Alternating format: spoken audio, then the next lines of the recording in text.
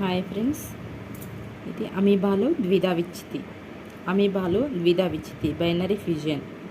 ఈ అమీబాలో ద్విధా విచ్చితి ఏ విధంగా జరుగుతుంది అనేది మనకి ఈ పటం ద్వారా మనం చూస్తున్నాం. ఇక్కడ అమీబా చూడండి ఒకసారి, ఇట్లుంటుంది. అమీబా ఈ విధంగా ఉంది. ఈ అమీబా అనేది మనకు ద్విధా విచ్చితి ఎలా చెందుతుందో ఒకసారి చూడండి. ఈ అమీబా అనేది ముందుగా ఈ విధంగా ఉంటుంది. తర్వాత ఇందులో కేంద్రకం అనేది కొంచెం నొక్కులాగా ఏర్పడుతుంది. తర్వాత రెండుగా అమీబా ఇట్లా మధ్య నుంచి నొక్కు ఏర్పడి కేంద్రకాలు రెండుగా ఉంటాయి.